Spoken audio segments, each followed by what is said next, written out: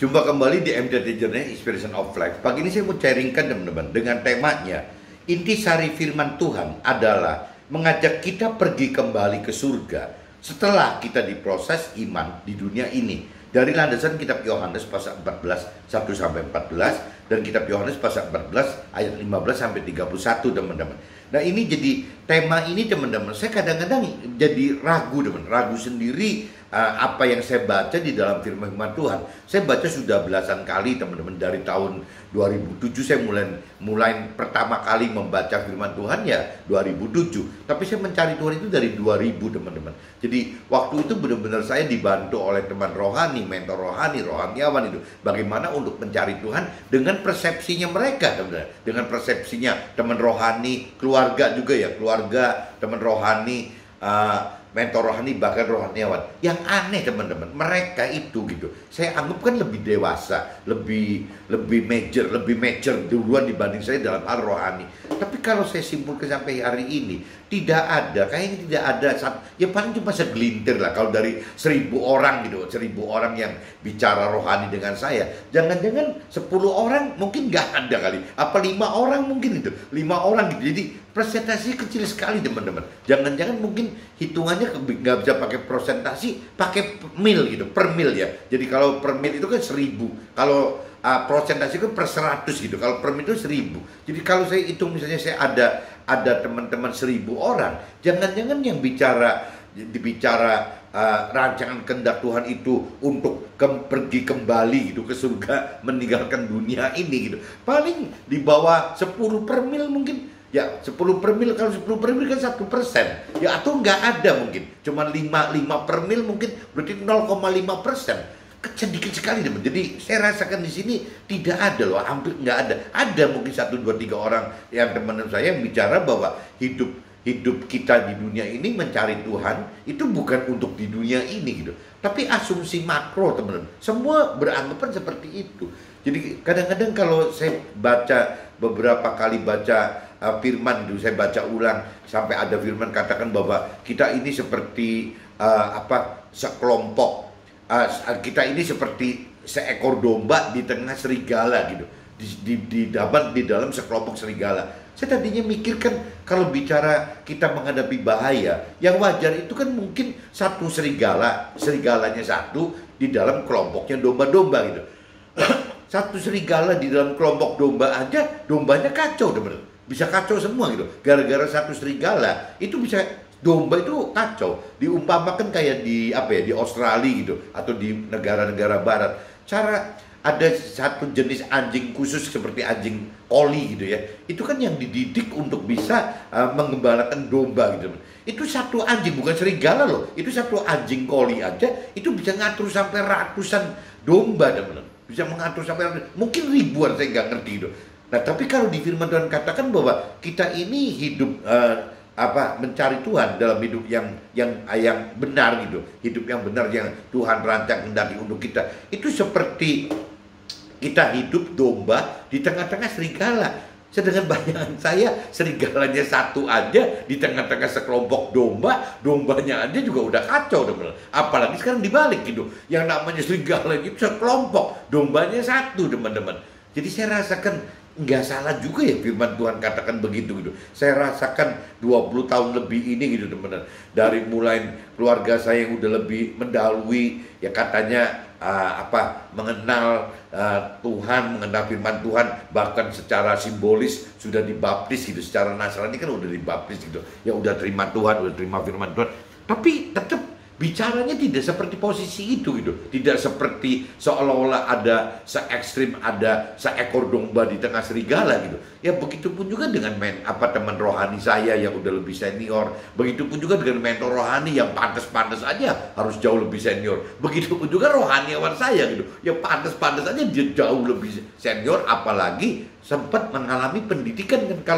Kalau rohaniawan itu kan pendidikannya nggak sebentar teman-teman. Ya S1, S2, S3 itu nggak sebentar itu, lama sekali, bahkan ada yang sampai puluhan tahun teman, belasan tahun gitu. Itu nggak aneh. Tapi kalau yang saya rasakan tidak ada gitu, tidak ada greget bahwa seolah-olah firman Tuhan atau Tuhan itu menghendaki seperti yang di kitab Yohanes pasal 14 ayat 1 sampai 31 ini, teman. Menghendaki seorang kita harus kembali gitu. Di dalam ayat 31-nya itu dikatakan seperti itu, teman-teman. Jadi kita harus balik lagi ke surga gitu. Gampangnya gitu, teman-teman. Di sini dikatakan kalau nggak salah di ayat 31-nya, teman-teman, tetapi supaya dunia tahu bahwa aku mengasihi Tuhan Allah dan bahwa aku melakukan segala sesuatu seperti yang diperintahkan Tuhan Allah kepada firman Tuhan juga gitu. Bangunlah, marilah kita pergi dari sini, pergi dari dunia, teman-teman. Jadi kembali lagi, kok firman Tuhan di kitab Yohanes pasal 14 ayat 31 itu mengatakan begitu. Kita harus pergi dari dunia ini gitu.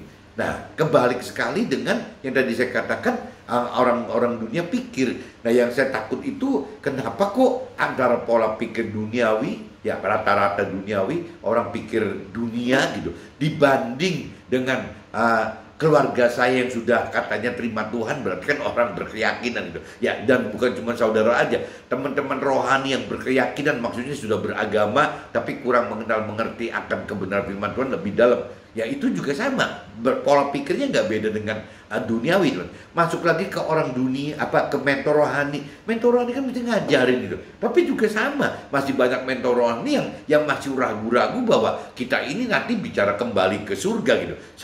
Tetap aja mentor rohani, bahkan rohaniawan juga, teman-teman. Ada yang masih berkata bahwa ya hidup di dunia ini ya bagaimana untuk menikmati ya duniawi, hasil duniawinya gitu. Karena janji Tuhan seperti itu.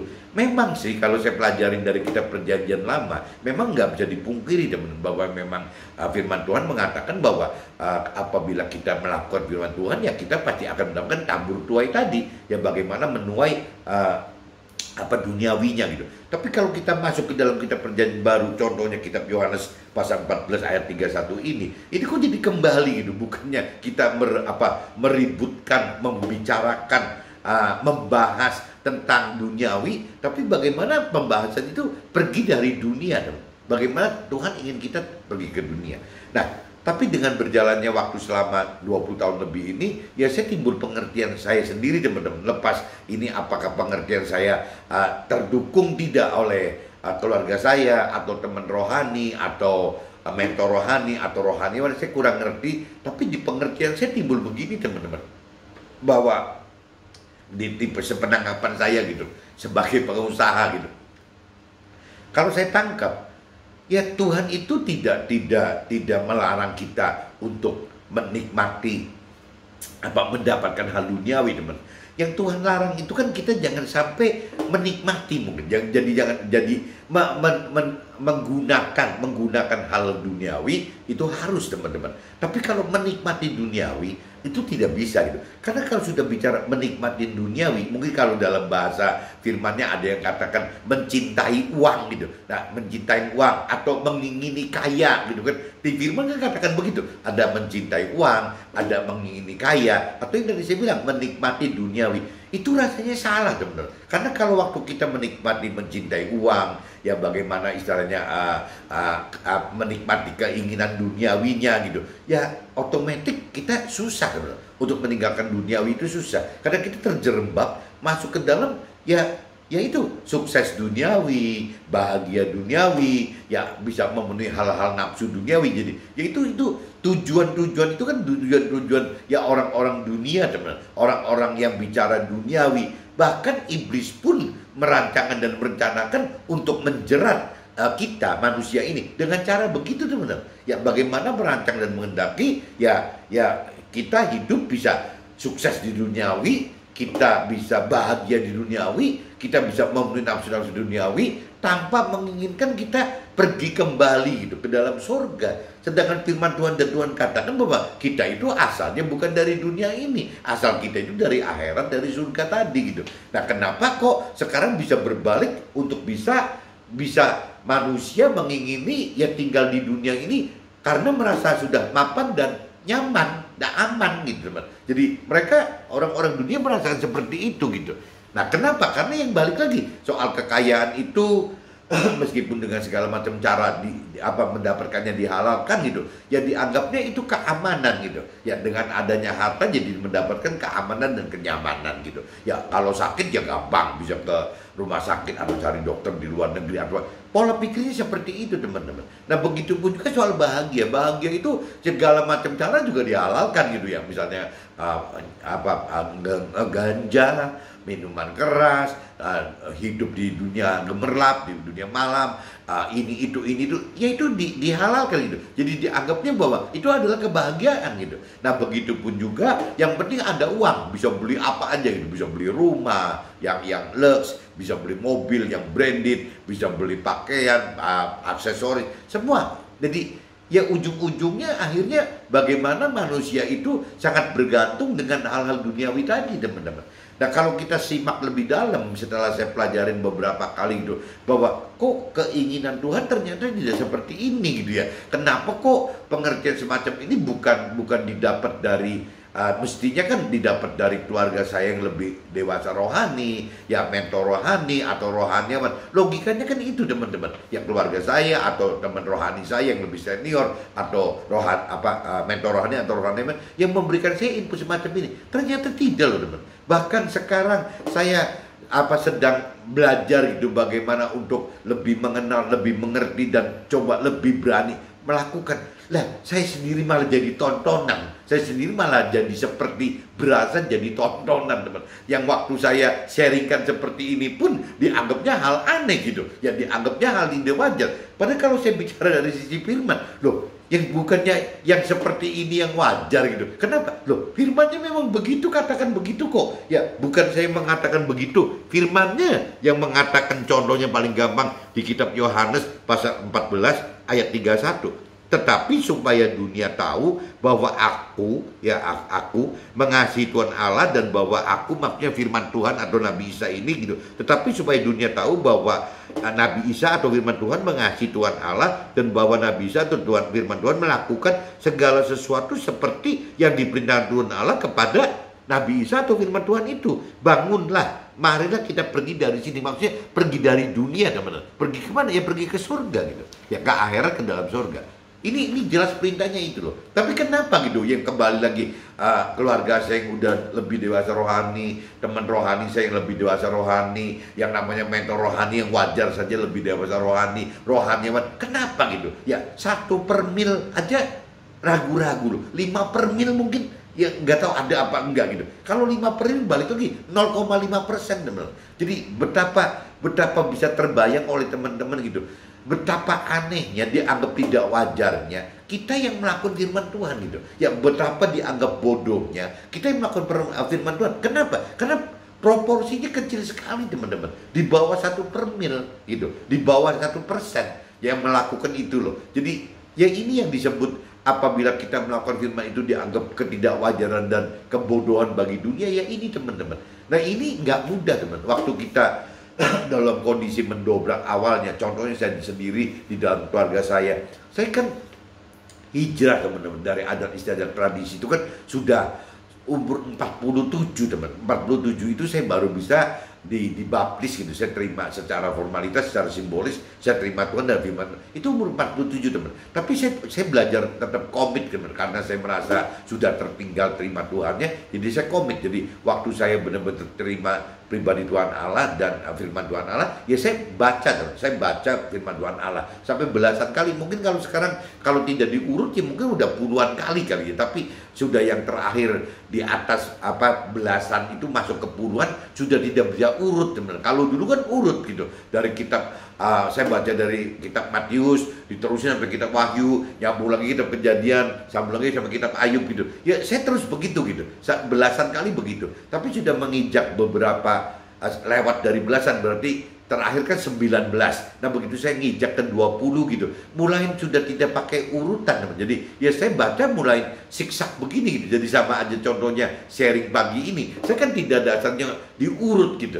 Kecuali kalau saya kirim yang WA atau SMS yang satu layar benar. Ya, itu tetap saya masih komit dengan karena ngirim satu layar. Saya pengen seolah-olah keluarga saya dan teman-teman itu membaca, kalaupun mereka belum sempat membaca firman Tuhan, dengan saya setiap hari mengirimkan urut gitu ya, baik kitabnya urut, misalnya yang namanya pasalnya urut, ayatnya urut, kalau bisa juga satu layar satu ayat gitu. Nah, saya dengan perjuangan teman supaya keluarga dan teman yang belum sempat membaca firman Tuhan langsung di kitab suci gitu, ya minimal bisa tahu lah dari apa yang saya kirimkan SMS WA itu gitu, dari zaman SMS sampai ke WA itu ya saya kirimin itu dari tahun 2007 loh teman. Saya kirim itu sampai ini hari hampir ke 800 orang loh. Nah yang lucu lagi yang dikirim itu nggak semua orang Nasrani, campur-campur gitu. 800 orang, 900 orang itu campur-campur. Bahkan saya nggak ngerti loh orang-orang yang non Nasraninya justru yang lebih respect dengan kadang-kadang mungkin apa firmannya sama gitu ya, firman di kitab suci Alkitab dan Al-Quran atau yang lain pun mungkin kalau bicara kebaikan atau kebenaran sama aja. Dan ternyata banyak yang mensupport bukan dari Nasrani teman-teman, yang mengamini apa yang saya bagikan firman dari kitab suci saya gitu, yang Nasrani itu dari Alkitab itu banyak yang mengamini, malah belum tentu agama-agama Nasrani gitu. Nah ini yang saya kadang-kadang apa ya, jadi ikut Tuhan itu ternyata tidak bisa diukur dari waktu teman-teman. Jadi taruhlah keluarga saya atau teman rohani saya atau mentor rohani atau rohaniawan saya gitu, ya sudah lebih mengenal Tuhan itu di bawah, kalau saya kan di formal itu kan baru umur 47 teman-teman, saya terima Tuhan itu waktu tahun 2000 sampai ke tahun 2007 aja saya belum pegang kitab suci teman. Saya tetap baru mencari Tuhan, tapi dari khotbah, dari buku rohani, dari sharing, dari segala macam gitu. Tapi tahun 2007 saya baru benar-benar baca dari sumbernya, dari firman Tuhan. Dan saya katakan teman-teman bahwa kita ini apabila benar-benar mau mencari Tuhan, mau mencari firman Tuhan, itu tidak bisa teman-teman. Kalau teman-teman balik, oh saya kan sering dengar dari buku renungan lah, saya dapat apa ini, nggak bisa teman-teman. Tetap dasarnya itu kita minimal harus punya buku, satu kitab suci kita. Saya sendiri di sini ya di rumah itu udah saya ada 3-4 kitab suci teman-teman. Jadi yang satu udah rusak banget karena memang udah diorak-orak nggak keruan itu. Yang kedua cadangannya setengah rusak gitu, nggak keruan. Nah yang ketiganya yang pakai bahasa Inggris teman-teman. Yang keempatnya ada jenis lain. Nah yang di kantor yang hari ini saya nge-vlog di kantor ya beda lagi dengan kitab sucinya. Yang di koper saya ya saya bedain lagi gitu. Jadi ya kitab suci ya kalau buat saya sama semua gitu. Yang penting lebih praktis gimana sih, yang penting nyanding aja gitu. Ya setiap saat saya butuh, ya saya punya kitab suci. Nah ini yang saya pikirkan bahwa jangan-jangan keluarga saya atau teman rohani atau mentor rohani, bahkan rohaniawan kita, jangan-jangan lebih lebih memperdalam urusan tata krama beragamanya teman-teman. Bukan belajarin bagaimana memperdalam pengenalan akan firman Tuhannya, bagaimana merenungi untuk makin mampu mengerti firman-Nya gitu, bagaimana untuk lebih berani melakukan firman Tuhannya. Mungkin bukan begitu gitu. Jadi banyak keluarga saya, teman rohani, mentor rohani dan rohaniawan saya yang saya kenal itu lebih masuk ke tata krama agamanya teman. Nah kalau di tata krama agama saya khawatir ya apa bedanya sih dengan waktu saya di adat istiadat dengan tradisi gitu. Kalau di waktu saya di adat istiadat dan tradisi memang tidak pernah punya pegangan firman Tuhan, nggak pernah ada gitu. Jadi kadang-kadang Tuhan pun jadi bingung gitu. Ada beberapa yang dituhankan gitu. Jadi bukan cuma satu. Kalau saya hijrah masuk ke Nasrani, itu kan Tuhannya satu, hanya Tuhan Allah teman. Tidak ada Tuhan-Tuhan lain gitu. Hanya satu, langsung, tidak boleh diperantarain gitu. Itu di pengertian Nasrani seperti itu. Yang saya tahu teman-teman, yang agama yang bisa melangsungkan umatnya, jemaatnya, atau kita manusianya ke Tuhan Allah, itu cuma ada 3 teman, yang langsung loh. Ada cerita Nasrani, ada Muslim, dan ada Yahudi gitu. Nah ini yang karena sumbernya satu gitu. Ya sumbernya satu dari agama Yahudi, Nasrani dengan Muslim itu menurut orang-orang pakarnya gitu, pakar rohani katanya sumbernya satu teman-teman.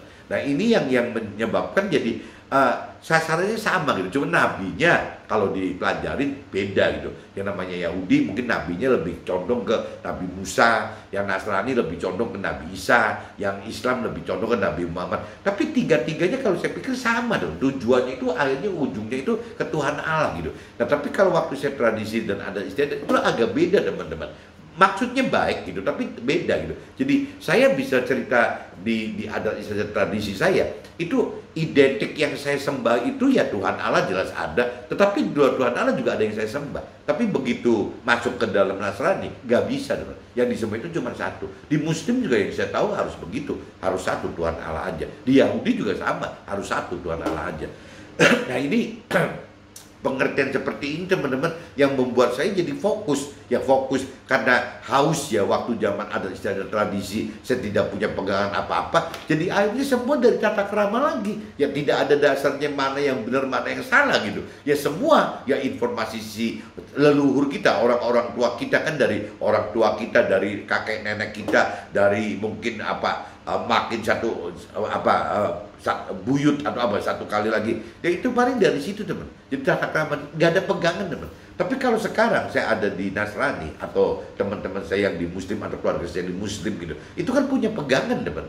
Apa ya perubahannya? Dia balik lagi, saya pegangannya Alkitab, teman-teman dan keluarga saya di Muslim pegangannya Al-Quran, dan di masing-masing agama harusnya punya pegangan. Kalau nggak, pegangannya apa teman-teman? Kalau tidak ada pegangan, akhirnya tata krama.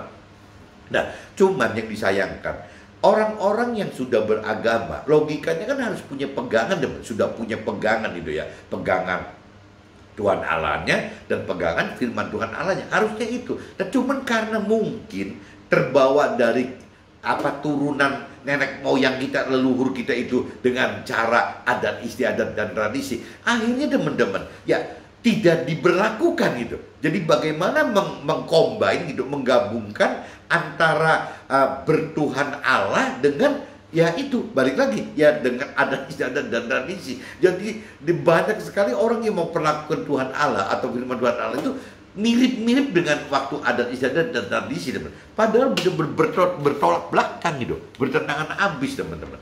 Kalau yang saya tangkap sampai ini hari, teman-teman, dari kedewasaan rohani saya sampai hari ini yang mungkin masih dangkal gitu kan, masih 20 tahun. Lah kenapa saya ngomong dangkal? Loh, saya baru 20 tahunan, paling 22 tahun gitu. Itu pun kalau dihitung dari mencari Tuhan loh, tahun 2000. Sekarang 2022, berarti baru 22 tahun, teman. Tapi kalau saya potong dengan saya terima Tuhan pada tahun 2007, lah saya baru jalan 15 tahun, teman-teman. Sedangkan keluarga saya, teman rohani saya, mentor rohani saya, lah dari umur belasan aja juga sudah terima Tuhan, sudah terima firman Tuhan Allah gitu. Nah, cuman kembali lagi, mereka mungkin tidak sehaus yang saya rasakan gitu. Karena saya ngerasa bahwa kok hidup tanpa ada pegangan gitu, pegangan urusan rohani gitu, itu susah sekali, teman. Kita mau benar pun jadi susah gitu. Kita nggak ngerti mana yang benar mana yang salah, dan nanya ke siapa gitu ya. Kalau bicara tata adat istiadat tradisi itu mau nanya ke siapa? Ya nanya ke misalnya nanya ke orang tua kita, jawabannya dengan nanya ke paman kita atau ke bibi kita yang seumur gitu, belum tentu sama, teman-teman. Ya apalagi kalau nggak nanya ke tetangga lagi, nanya ke saudara jauh gitu, nanya ke mentor rohaninya gitu, nggak ketemu, teman. Karena tidak ada dasar yang benar gitu. Tetapi kalau buat saya, dengan adanya contohnya kitab suci yang jelas, itu minimal buat kita udah saling diuntungkan, teman. Jadi kita tahu mana yang benar mana yang salah. Yang menyimpang dari firman Tuhan di dalam kitab suci kita, itu yang salah. Nah, balik lagi, kalau memang Nasrani ya jangan menyimpang dari Alkitab kan gitu. Yang namanya Muslim ya jangan menyimpang dari Al-Quran. Yang namanya kitab-kitab di agama lain ya jangan menyimpang dari situ. Nah, problem nanti beda atau tidak beda gitu antara agama ke agama, pegangan ke pegangan kitab suci itu ya itu relatif. Tapi kalau buat saya pribadi, kalau khususnya yang saya pelajarin, yang saya coba mendalami itu urusan Nasrani dan Muslim, sama, teman. Jadi saya teman-teman banyak sekali yang kiai, yang memang yang udah benar-benar pakar-pakar di Muslim gitu. Sama saya baik-baik saja gitu. Mereka baik-baik dan saya baik-baik. Selama kalau bicaranya memang ya bukan agama gitu yang dibicarakan Tuhan, ya sama gitu, sama aja gitu, sama aja, dan bahkan banyak sekali persamaan-persamaan yang timbul, teman. Cuma biasanya ya tergantung karakter orangnya lagi. Kalau kitanya seneng yang sama itu dicari perbedaannya, ya jadi beda. Sebenarnya kan mestinya kan dicari gitu perbedaannya dicari kesamaannya. Kalau saya lebih seneng perbedaan dicari kesamaan, bukan kesamaan dicari jadi perbedaannya, ya akhirnya nggak akur-akur, teman-teman. Nah, ini banyak, teman-teman, cerita-cerita di kitab-kitab kitab-kitab suci kita di Alkitab, misalnya cerita Nabi Abraham gitu kan. Di Al-Quran juga ada Nabi Abraham di Muslim gitu, tapi kan namanya Ibrahim gitu. Nah, tinggal tergantung kita karakternya bagaimana. Kalau kita karakternya ingin menyatu, ya berarti Abraham dan Ibrahim itu dicari persamaannya gitu. Tapi kalau seandainya kita karakternya inginnya bertentangan, ya berarti Abraham dan Ibrahim gitu, ya dicari perbedaannya, akhirnya ribut teman-teman. Kan selalu begitu. Dan juga saya pikir kalau buat saya pribadi, kadang-kadang saya mengupas urusan rohani itu, saya nggak mau kelewat detail itunya, tapi saya bicara universal aja teman-teman. Bicara universal, sehingga universal itu ya bisa lebih mudah diterima oleh semua agama teman-teman. Dan cuman khusus pagi ini teman-teman, yang saya pengen sharingkan itu gitu ya, intisari firman Tuhan adalah mengajak kita pergi kembali ke dalam surga. Nah, ini yang kadang-kadang jadi berlawanan dengan apa yang pendapat dari orang-orang dunia, apa yang dunia rancang dan kehendaki. Kalau yang tuh dikehendaki duniawi gitu, rancang dan kehendaki oleh duniawi, itu kalau saya pikir jauh berbeda dengan apa yang dirancang dan kehendaki oleh Tuhan Allah gitu. Tapi sudah mendekati hampir sama dengan rancangan dan kehendak si iblis atau setan itu gitu. Itu loh, itu bahaya di situ gitu. Jadi yang sayang itu ya nggak tahu teman-teman. Jadi saya berjalan hampir yang tadi saya katakan mencari Tuhan itu saya udah 20 tahunan, tapi kalau bicara secara simbolis terima Tuhan baru 15 tahunan. Tapi ini pun juga saya pribadi sudah mengalami banyak kendala teman-teman. Kadang-kadang dengan keluarga saya tidak sama, kadang-kadang dengan teman rohani saya dianggapnya aneh gitu. Oleh mentor rohani, ini orang ngawur nih, ini kalau dibilang katanya saya hebat banget, atau kalau double ya double banget katanya. Karena memang jadi susah teman-teman. Ya karena pengertian saya kok beda gitu dengan mentor rohani atau rohani saya itu beda gitu. Jadi kadang-kadang udah jadi makin nggak nyambung teman-teman. Coba kalau pagi ini yang saya mau tegaskan di sini, yang nggak ngerti apakah semua sama nggak sih mengerti bahwa Tuhan itu mengajak kita kembali ke surga. Kuncinya itu. Jadi terus buat apa gitu? Hidup di dunia ini buat apa? Kalau di pengertian rohani saya, hidup dunia ini adalah ya kalau saya baca temanya gitu, intisari firman Tuhan adalah mengajak kita pergi kembali ke surga setelah kita diproses imannya di dunia ini. Jadi kenapa sih kita mesti tinggal di dunia ini teman? Karena kalau buat dari sisi pengertian saya di rohani gitu, ya kita ini diproses teman-teman, diproses untuk bisa masuk ke dalam surga. Akhirat kan ada dua teman, ada akhirat masuk dalam surga atau akhirat masuk ke dalam neraka. Yang satunya mendapatkan keselamatan kekal, yang satunya mendapatkan kebinasaan kekal. Nah, menentukan kita kembali ke akhirat, kembali ke surga, itu kan nggak bisa, nggak ada seleksinya, nggak ada ujian cobaannya gitu. Nah, ini Tuhan berikan dunia ini hanya 70-80 tahun. Tuhan kan katakan gitu, manusia itu hidup di dunia ini rata-rata 70-80 tahun. Kalaupun umur yang tertua ya 120 tahun, tapi juga banyak yang sebelum 70 tahun juga meninggal dunia gitu. Tapi rata-rata dianggap 70-80 tahun.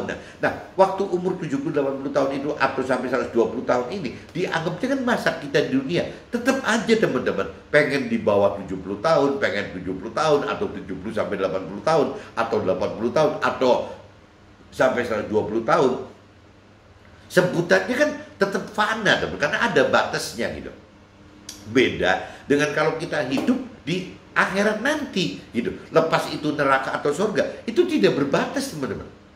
Jadi beda sekali dengan di dunia ini. Kalau di dunia ini pengen berbuat jahat atau baik itu tetap ada batasnya gitu. Ada batas di bawah 70 sampai 80 atau di atas 80 maksimal 120 tahun. Itu batasnya ada teman. Pengen berbuat baik atau jahat gitu. Tapi kalau bicara di akhirat gitu, ya pengen berbuat baik atau jahat tidak ada batasnya teman. Jadi kalau sampai kita nggak hati-hati nih hidup kita di dunia ini, kita tidak hati-hati melakukan apa yang Tuhan perintah peraturkan, yang Tuhan rancang kehendaki, kita bisa tergelincir masuk ke binasaan kekal loh. Masuk ke binasaan kekal ke dalam neraka yang tidak pernah ada ujungnya loh teman.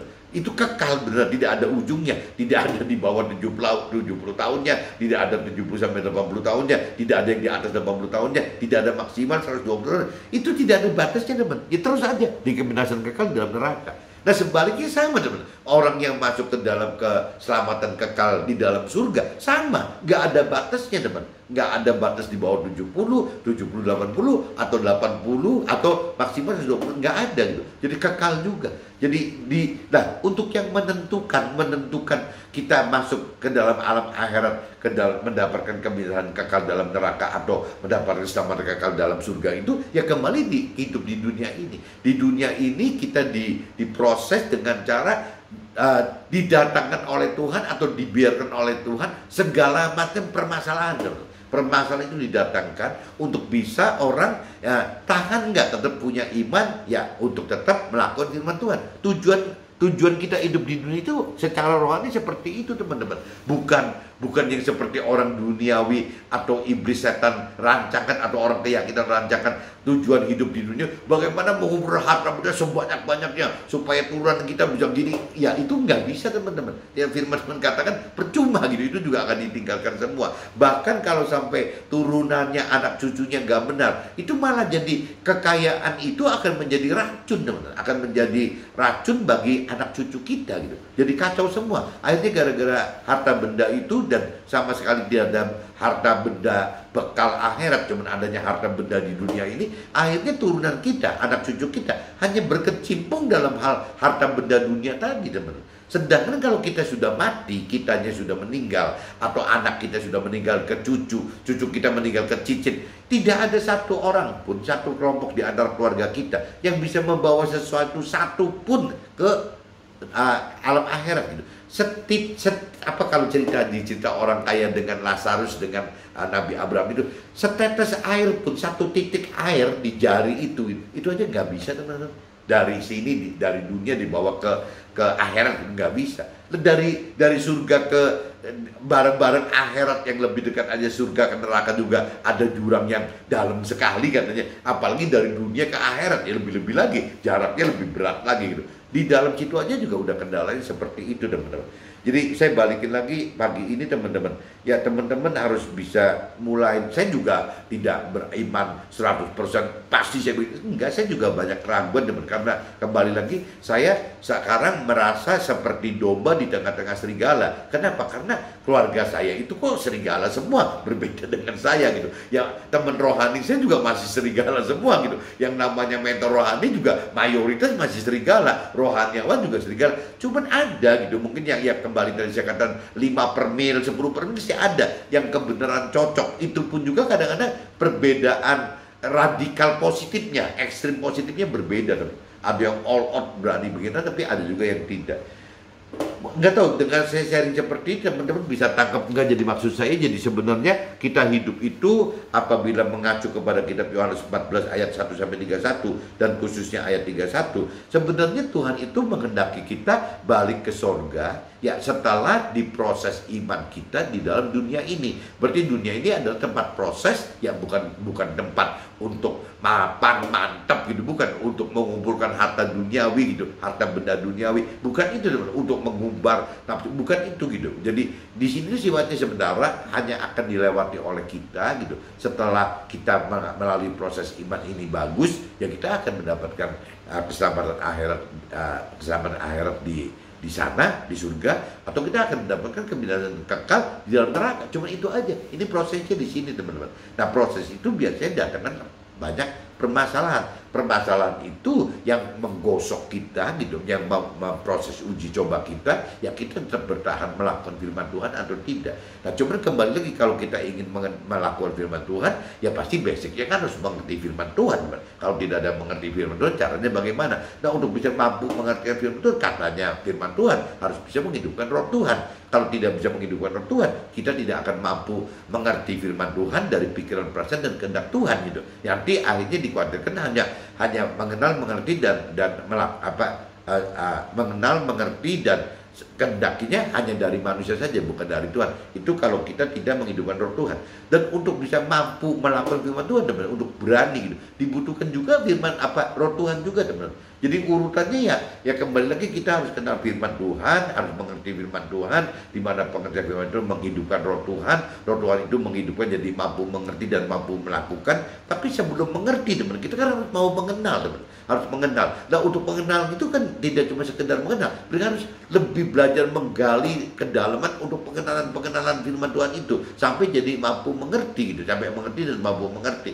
Sebelum mengenal teman, basically harus mau dulu. Ya apa kita mau nggak gitu? Yang mau mencari Tuhan dan kerajaan Tuhan, kebenaran Tuhan dan kerajaan Tuhan itu mau nggak mencari pribadi Tuhan dan firman Tuhannya? Itu jadi startnya dari mau teman, mau sampai berujung mampu gitu. Ya itu harus kita lalui itu.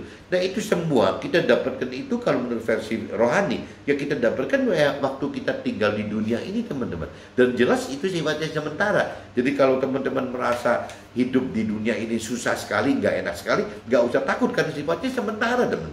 Tapi kalau kita bicara kita nggak tahan menghadapi nggak enaknya hidup di dunia, khawatirnya teman-teman di sana ya udah nggak bisa berubah gitu, nggak sementara, di sananya kekal. Jadi meskipun kita menderita habis-habisan di dunia ini, firman Tuhan katakan apa kemuliaan yang akan terima kita nanti di keselamatan akhirat yang kekal di dalam surga itu gede banget kalau dibanding dengan penderitaan yang kita sekarang. Padahal yang kita sekarang rasakan itu udah nggak enak yang minta ampun. Bahkan yang kalau tidak mengenal Tuhan Allah dengan dekat, dia ujungnya depresi, ya bisa gila kan, bisa bunuh diri gitu. Ya ujungnya gitu. Ya ini belum lama ini di acara TV gitu, ada orang kan aktris yang lompat dari lantai 8 itu karena udah tidak kenal Tuhan Allah gitu, akhirnya nggak tahan. Padahal kalau dia tahan gitu, yang namanya ada dua yang akan dihadapin. Kalau dia tahan, dia akan mendapatkan keselamatan di dalam sorga. Ya nikmati nggak kira-kira. Tapi kalau dia nggak tahan, dia bunuh diri, ujungnya teman, dia dapat siksa di neraka itu lebih nggak enak daripada dia mati lompat dari lantai 8 teman. Nggak enak dan terus-terusan gitu. Ya nggak bisa berhenti siksanya. Itu kalau bagi kita yang percaya. Jadi intinya seperti ini teman, sharing pagi ini seperti ini. Jadi saya ingetin bahwa bukan hal yang aneh apabila kita melakukan firman Tuhan itu, kita seperti domba di tengah serigala. Padahal yang tadi saya katakan, satu serigala di 1000 di sekelompok segerombol domba aja udah bikin ribet gitu. Apalagi kalau sekarang kebalik, yang dombanya satu di 1000 di segerombolan 1000 ekor serigala. Nah gimana teman-teman? Ya berarti nggak ada harapan. Ya selain kalau kita memang ya pegangan Tuhan lagi. Kalau kita pegangan Tuhan dengan pegang firman Tuhannya dan pegang roh Tuhannya, ya semua Tuhan janji bisa dilewati teman-teman. Ini sebelum ke draft, nanti saya coba di draft, saya jelaskan lebih detail. Saya bacakan dulu aja, takutnya nanti ketinggalan teman-teman. Jadi saya coba baca dari Yohanes pasal 14 ayat 1, judul perikop itu rumah Tuhan Allah teman-teman, berarti surga gitu. Janganlah gelisah hatimu, percayalah kepada Allah, percayalah juga kepada si firman Tuhan atau Nabi Isa gitu. Di rumah Tuhan Allah banyak tempat tinggal, jika tidak demikian tentu si Nabi Isa mengatakan kepada kita, sebab Nabi Isa pergi situ untuk menyediakan tempat bagimu. Jadi waktu Nabi Isa wafat itu soalnya Nabi Isa balik dulu teman, untuk prepare untuk kita yang berikutnya gitu. Dan apabila aku telah pergi ke situ dan telah menyediakan tempat bagi kita, ya Nabi Isa akan datang kembali dan membawa kita ke tempat itu, supaya di tempat di mana si Nabi Isa berada, ya kita pun berada. Nabi Isa pengennya begitu. Jadi janji Nabi Isa seperti itu, dan benar.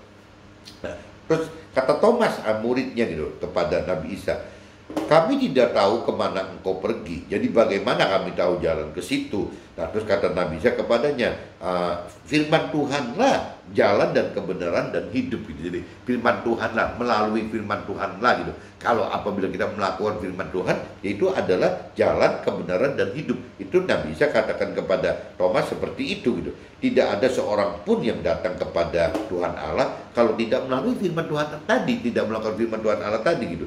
Sekiranya kamu mengenal firman Tuhan, pasti kamu juga mengenal Tuhan Allah gitu. Sekarang ini kamu mengenal sekarang ini kamu mengenal firman Tuhan Allah dan kamu telah melihat Dia. Jadi seolah-olah apabila kita sudah melakukan firman Allah, ya kita kurang lebih secara asumsinya sudah melihat Tuhan Allah seperti itu dalam bentuk karakternya gitu, bukan wujud fisiknya gitu.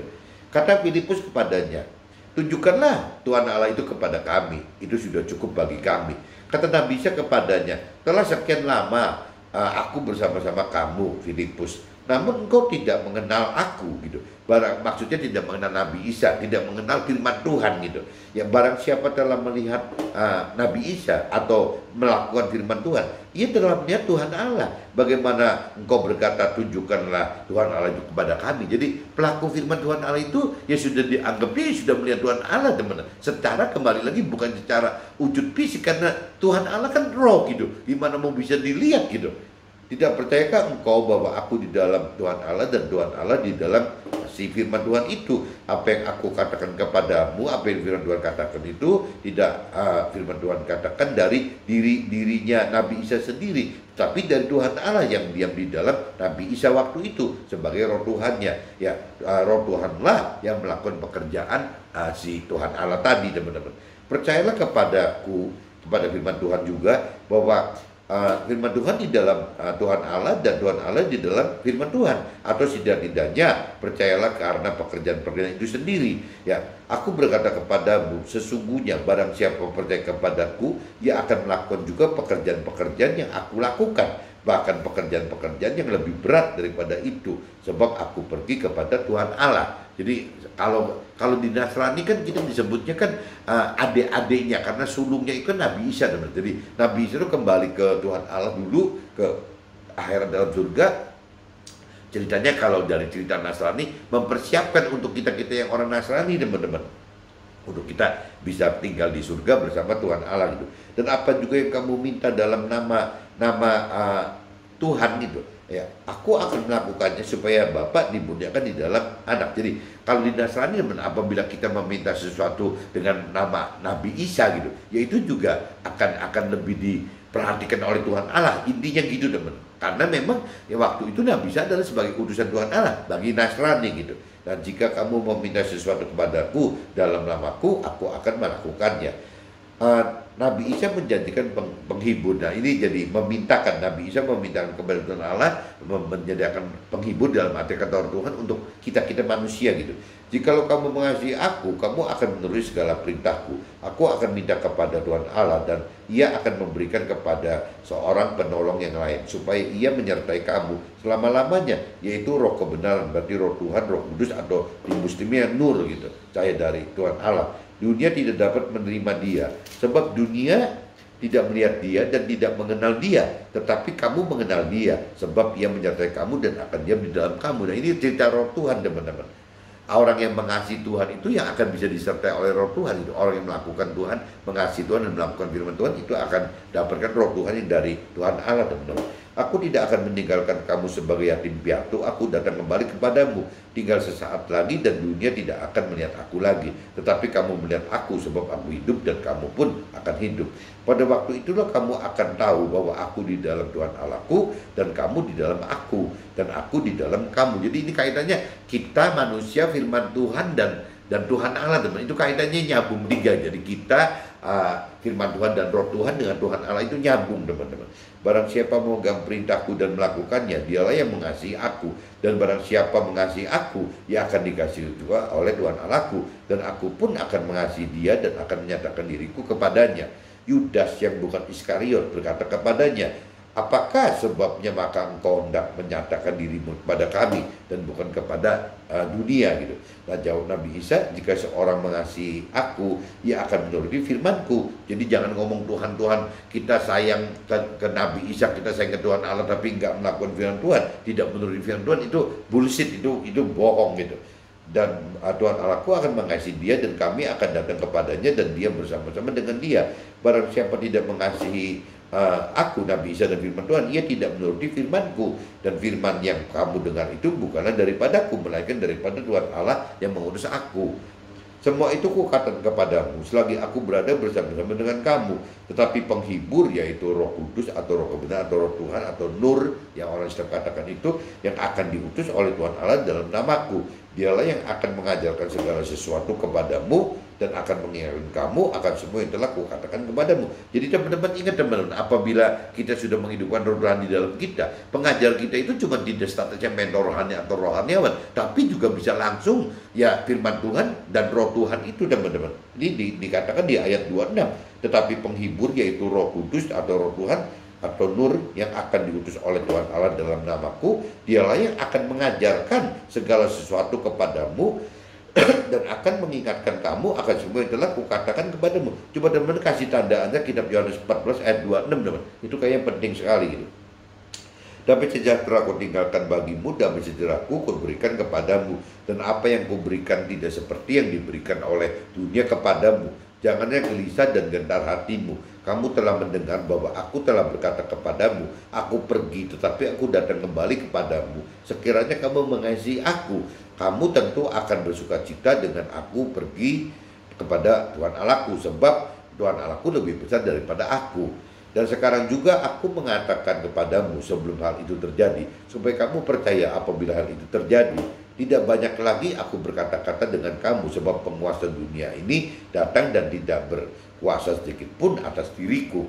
Tetapi supaya dunia tahu bahwa aku mengasihi Tuhan Allah dan bahwa aku melakukan segala sesuatu seperti yang diperintahkan Tuhan Allah kepadaku. Bangunlah, marilah kita pergi dari sini. Nah ini di ayat 31 itu bunyinya gitu teman-teman. Dicampur lagi, kasih notes lagi gitu. Ya, kitab Yohanes pasal 14 ayat 31. Tetapi supaya dunia tahu bahwa aku mengasihi Tuhan Allah dan bahwa aku melakukan segala sesuatu seperti yang diperintahkan Tuhan Allah kepadaku. Bangunlah, marilah kita pergi dari sini. Ya, balik ke surga.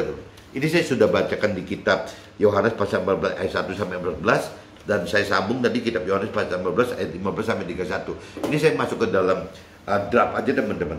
Yohanes pasal 14 ayat 1 sampai 3. Secara Nasrani, Nabi Isa adalah utusan Tuhan untuk selamatkan umat manusia dari dunia dengan tebus dosa dan berikan jalan atau peta gitu menuju surga, yakni firman Tuhan serta mintakan kuasa gitu. Roh Tuhan ya, kompas itu gitu. Sebagai penuntun jalan sampai ke dalam surga, yaitu roh Tuhan tadi teman-teman. Yohanes pasal 14 ayat 4 sampai 11. Nabi Isa diutus Tuhan sebagai perwakilan firman Tuhan yang diperkatakan pada saat hidup di dunia ini dan yang dituliskan dalam firman Tuhan di kitab suci saat wafat di akhirat. Maka firman Tuhan adalah kebenaran dan hidup, dan juga perwakilan dari Tuhan Allah bagi kita. Itu firman Tuhan itu seperti itu. Makanya ada perkataan firman Tuhan adalah Allah, Tuhan Allah adalah firman gitu. Yohanes pasal 14 ayat 12 sampai 14. Firman katakan, jika kita percaya firman Tuhan dan Tuhan, maka kita akan melakukan pekerjaan-pekerjaan yang lebih besar daripada yang dilakukan Nabi Isa sebagai sulung kita. Sebab Nabi Isa pergi ke surga dan tinggal bersama Tuhan, sehingga apa yang kita perlukan dan kita minta dalam nama Nabi Isa, maka Nabi Isa akan meneruskan langsung kepada Tuhan Allah teman-teman. Yohanes 14 ayat 15 sampai 17. Parameter firman juga jika kita mengasihi Tuhan adalah dalam bentuk menuruti dan melakukan segala perintah dan firman-Nya, dan agar mampu lakukan perintah firman-Nya, Tuhan akan perlengkapi kita dengan roh-Nya, ya roh Tuhan tadi teman-teman. Yohanes pasal 14 ayat 18 sampai 26. Jika kita melakukan firman, maka roh Tuhan yang akan ajarkan segala sesuatu kepada kita dan ingatkan akan semua yang telah diperintah serta diperaturan dan ditulis dalam firman-Nya.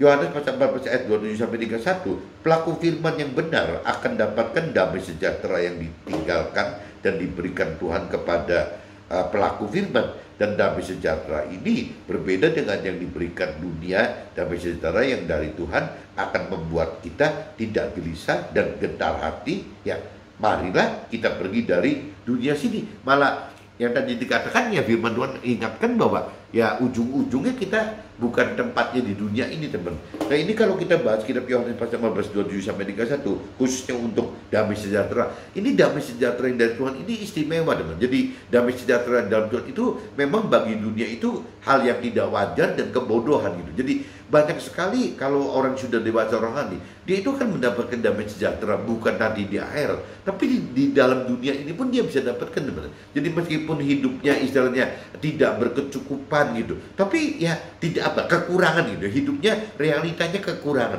tapi tetap teman, orang yang mempunyai sudah dewasa rohani memiliki damai sejahtera dari Tuhan itu meskipun kekurangan tetap ngerasa kecukupan teman. Begitupun kalau orang itu berkelimpahan gitu, dia itu tidak sombong gitu, kayak dia akan mendapat damai sejahtera dalam ya bukan bukan kelimpahannya, tapi dalam kecukupan juga teman-teman. Dalam hal menderita, dia itu tenang aja gitu. Ya ada sukacita di dalam penderitaan, ada kekurangan kecukupan dalam kekurangan. Ya tapi sebaliknya ada kecukupan dalam kelimpahan juga teman-teman. Nah ini yang diartikan damai sejahtera dalam Tuhan itu seperti itu.